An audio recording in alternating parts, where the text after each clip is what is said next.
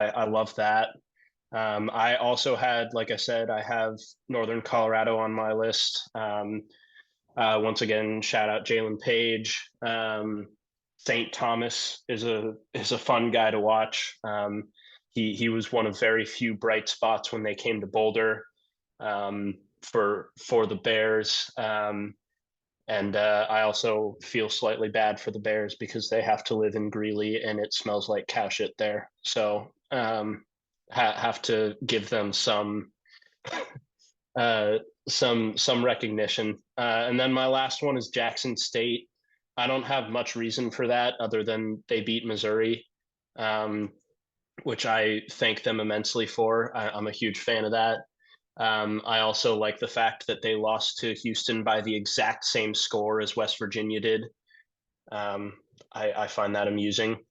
Um, but they've had a rough season so far. They're running into conference play. I'd love to see them make a run in their tournament and get into March Madness. Well, with the SWAC, anything happens in that conference tournament. Texas Southern was legit the lowest seed that could make it, and they won the whole entire SWAC last year. And that Texas Southern just something else, man. So one of our final segments is the hot seat alert, and I've been really excited for this one because we all got some pretty good opinions, but no one has a better opinion of Kenny Payne than one Nick Sutton does. So Nick, I'm going to turn the floor over to you. Hot seat alert. I think it's an understatement to say that Kenny Payne's seat's a little warm, don't you think?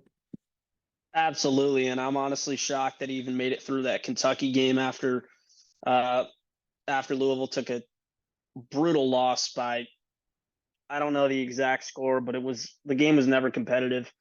And if you know college basketball, I think anyone would say that Louisville Kentucky is one of the best rivalries in the game, and it should be a close game year in year out.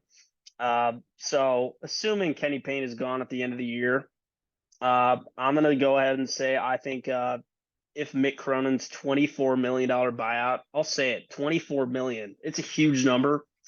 I don't know if they can negotiate that down.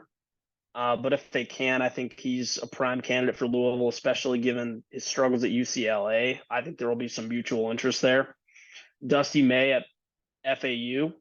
I think, if FAU has a little bit of an off year, then his star might be might be waning a little bit and he might not be a prime candidate. But other than that, I think the coaching race is wide open. It could be Jerome Tang from Kansas State. Maybe even people are saying, maybe Chris Beard. There's a lot of names that have been floated around, but I think that's something that we'll have more clarity about as the year comes to an end. And as for Kenny Payne, I don't really have much to say other than that he's just not the coach for Louisville right now. They need to go in a different direction, and I'm curious to see where it heads. And I think this next hire for the Louisville program is crucial because they need a coach who can come in and elevate them back to a top 10 program in the sport. So in the next few weeks and months, I think we'll have a lot more clarity on that, and I'll have some more hot takes on that hot seat. Well, good deal. I knew that you'd have a pretty good take on that.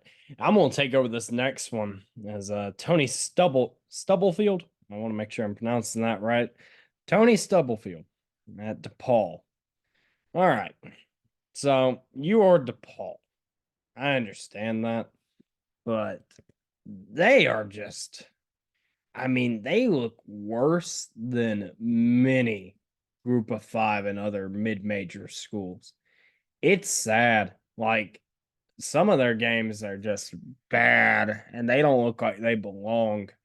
And their coach has been there. He's been there since 2022, and it's just not been going well. He went 15-16 his first year.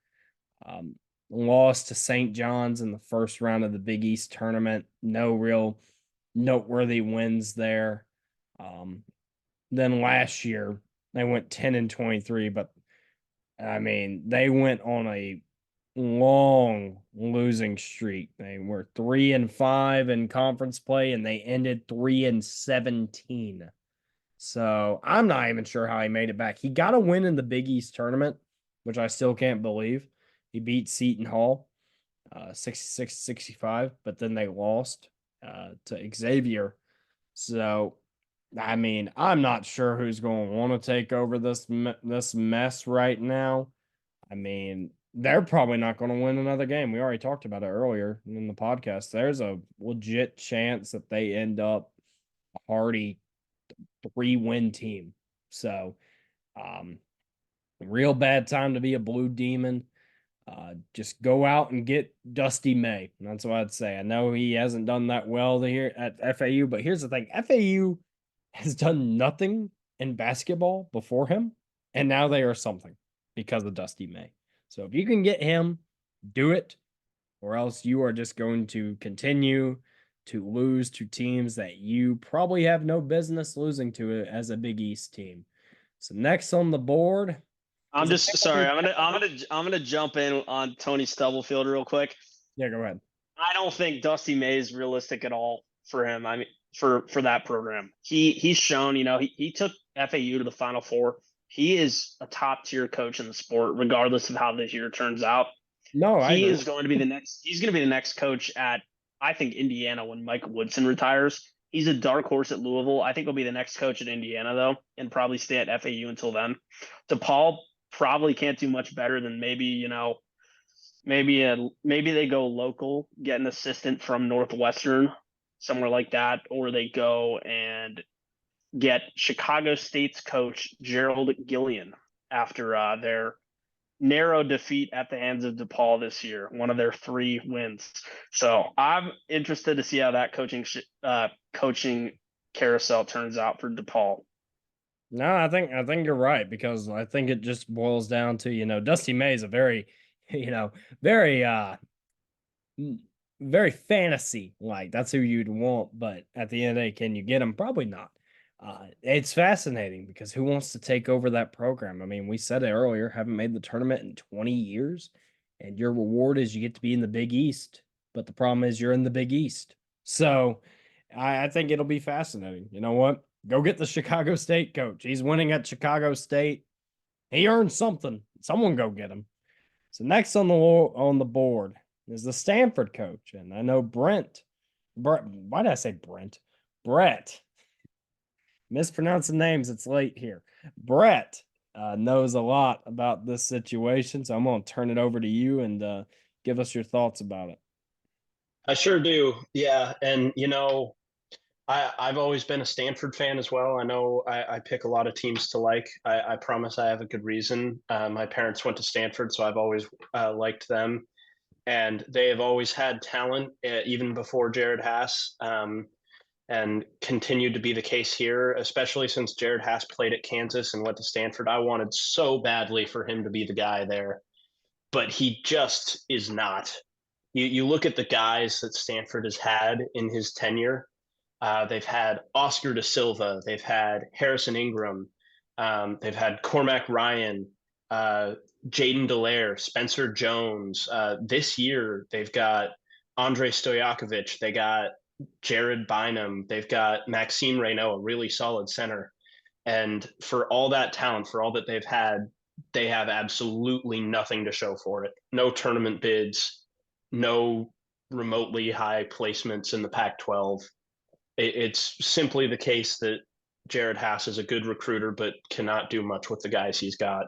And he should have been gone at the end of the last season. I think he will be gone at the end of this season because, once again, they have talent. They have a 5-star recruit, and they are mediocre at best. So I would love to see them go out and get Mark Madsen. We talked about that earlier.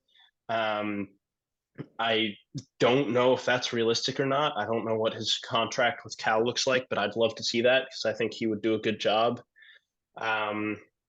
But a change needs to be made. And I mean, Stanford has very much the capacity, both with their academic pedigree and potential to raise NIL funds, to put together a really solid program. And they have really bungled that over the past decade. So I'd love to see that turn around. Well, if anyone else has anything to add about that Stanford, please do. But until then, we got the next coach potentially on the chopping block at Arizona State. I know that Nick and Brett have some pretty good feelings about that Arizona State Sun Devil program, as I heard a little bit of chirpiness about that, about their feelings towards him. So I'll let you boys take it away. Yeah, I don't really have all that much to say about Arizona State other than that they have the potential to be a top 25 to 30 program, and they're just not very consistent. And it's clear that Bobby Hurley's not the coach that's going to get them there. I think they need to go poach a high quality mid-major coach, maybe someone like Nico Medved at Colorado State, someone with ties to the Mountain States. Someone like that could be a good move as they go into the Big 12 next year, because as they're moving into a basketball conference, they're going to need to invest a lot more into their basketball program, and if they're going to want to compete, because if you take Arizona State's current basketball program and put them in the Big 12 right now, they will finish under 500 year in, year out.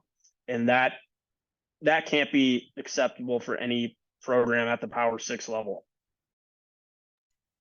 Yeah, I agree. The thing with Bobby Hurley is he has had his chance. You cannot say that he hasn't. He's been there over a decade, and they have very rarely been anything better than mediocre, and there's no reason for that. They, especially moving into the Big 12, it's going to be a big opportunity for them going into the undebatably best basketball conference in the country. They could really put together a solid team with their recruiting capability in that conference, but they're going to need to make a change at head coach, because in the past it's shown that he has not been able to get the job done, and this year this team does not pass the eye test. They're extremely reliant on the three. They one game that sticks in my mind is they got absolutely obliterated by BYU, who I think is also overrated in a preseason tournament. So I think that a change needs to be made, and I think that unless this very surprising hot start to conference play continues, I think Bobby Hurley's out at the end of the season. I think a name to watch for that job. This is off my top of my head. Will Wade, McNeese State, former LSU coach. You can sell your soul to the devil, but he can win basketball games. So just something I thought about right there. And finally, one of the bigger programs, Juwan Howard at Michigan. Thought this might happen a little bit sooner after some sort of scuffle or something like that happened. I know he was in some trouble last year, and it's not gone as well as the Michigan faithful had really thought. So I'm going to touch on this one. I think, as someone who does follow the Big Ten, it's just been very bizarre, his tenure. It just feels like a sideshow, which is surprising. It just feels weird, and it doesn't really match. And now they're doing bad on the court. And speaking of Will Wade, his team went up to Ann Arbor and beat McNeese State beat Michigan in the sport of basketball. I don't think that phrase should ever be said again. So it's just been a very odd tenure. I think this is the final year. I think Michigan's had enough. They lost to Long Beach State, who's a very good mid-major program. Lost to Memphis, Texas Tech, Oregon, Indiana, Florida, McNeese State, Minnesota, and Penn State. And it's not, if you're bad in the Big Ten, you're going to feel it, and it's going to be a long year. And Michigan doesn't look very good this year. So I think this is the end of Juwan Howard's tenure. I think it's just been, like I said, very strange, as I thought, even though I love Ohio State. Just feels very odd that it's going to end this way. So anyone else want to chime in on Juwan Howard? Very well.